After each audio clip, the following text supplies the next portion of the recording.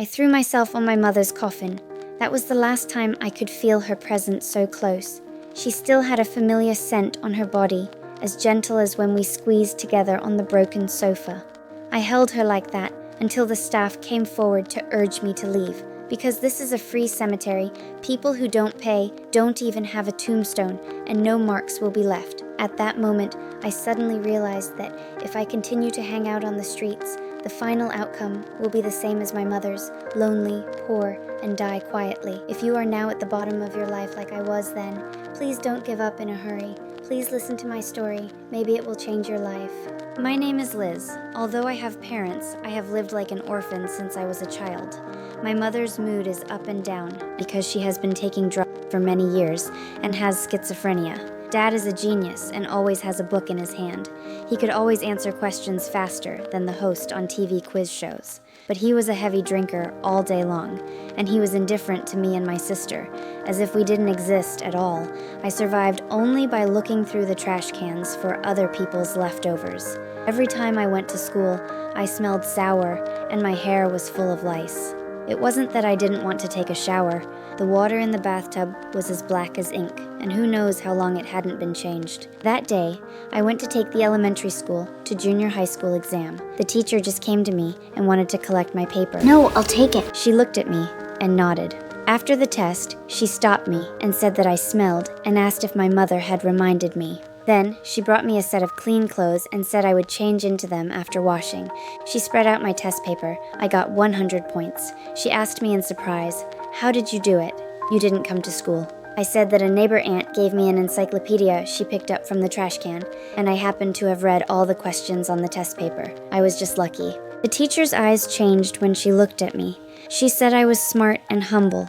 She insisted that I come to class every day. If I missed class, she would call the police to let the welfare agency intervene in my family. I nodded and agreed. After returning home, I couldn't wait to hand the test paper to my mother, but she didn't show any joy, only sadness on her face.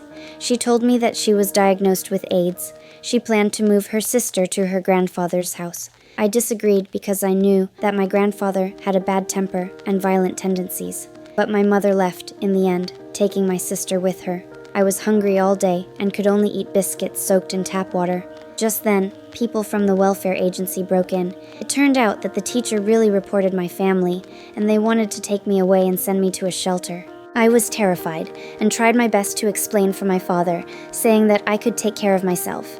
But my father just lowered his head and helped me pack my luggage silently. He didn't say a word, not even a goodbye. I understood. I was abandoned. From that day on, I became a person without a place to belong, like a leaf, blown anywhere by the wind. What's worse, the shelter was even harder to bear than my home.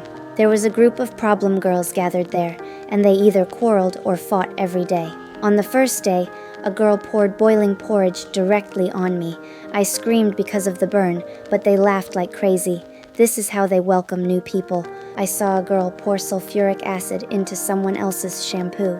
The girl's screams resounded throughout the corridor. They were demons. In order to avoid them, I began to take the initiative to do all the dirty and tiring work. Until I was 15 years old, I finally found an opportunity to escape.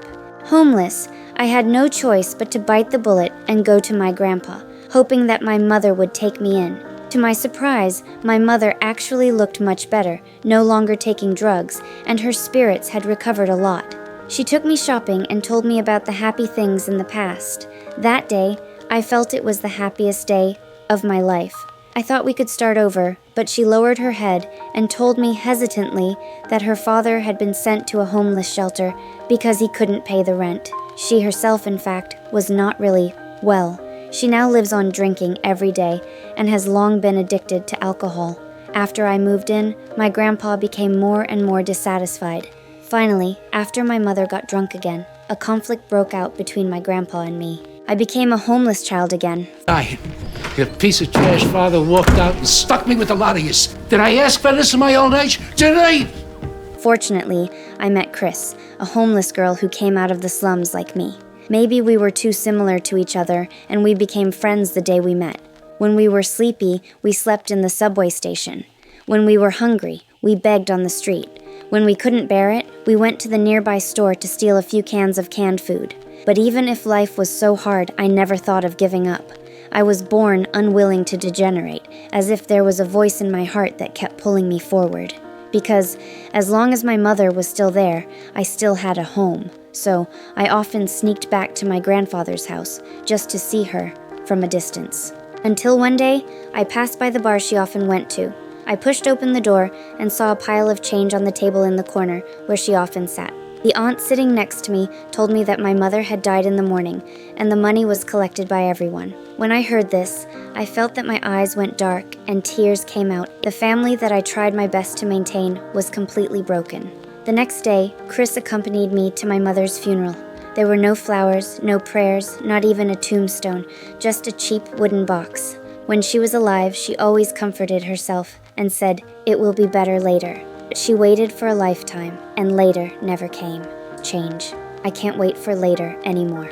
That night, I plucked up the courage to knock on the door of the neighbor's aunt. I want to go to school. Do you know, when you really want to do something with all your might, the whole world will come to help you.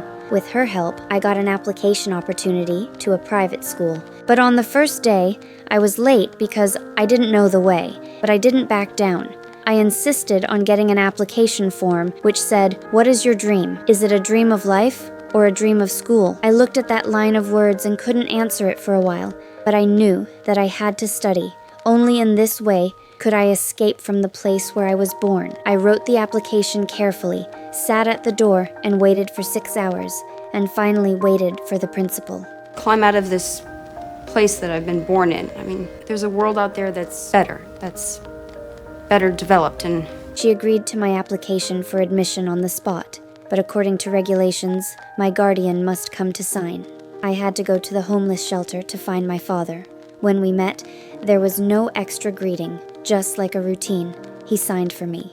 Looking at the opportunity I fought for by myself, he felt a little guilty for a while, desperately searching his pockets, trying to give me some change.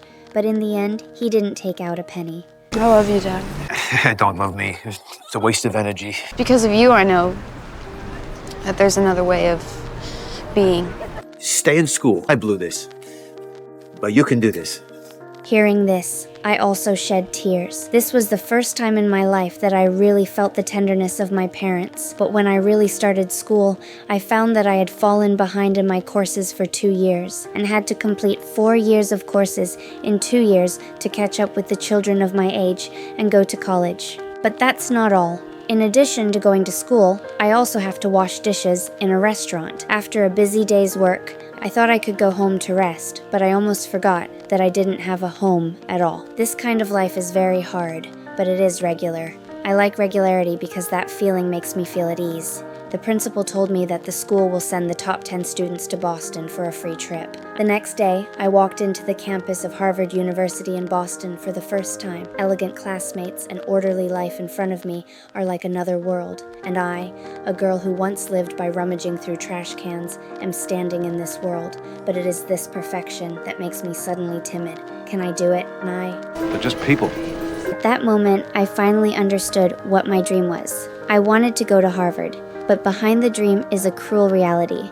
In addition to grades, I also have to face the high tuition fees. I must get a scholarship offered by the New York Times every year. There is only one quota each year. I prepared for 4 months. I didn't submit it until the day before the deadline, because that day was my 18th birthday. This essay is not just an application material, it is my adult gift and a turning point in my life. Not long after, good news came, and I successfully entered the interview stage. On the day of the interview, I sat in front of the judges and calmly told my experience. I didn't cry, nor did I feel sorry for myself. I just said, "This is part of my life. Those years full of holes, I have learned how to live in peace with them."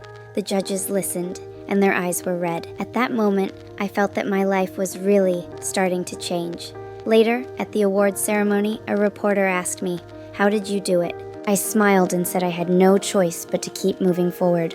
Life is never a fair starting race, but you can try your best to turn the muddy starting point into a starry return. I am not a miracle. I am just the person who is still gritting his teeth and persisting in the place where others have given up.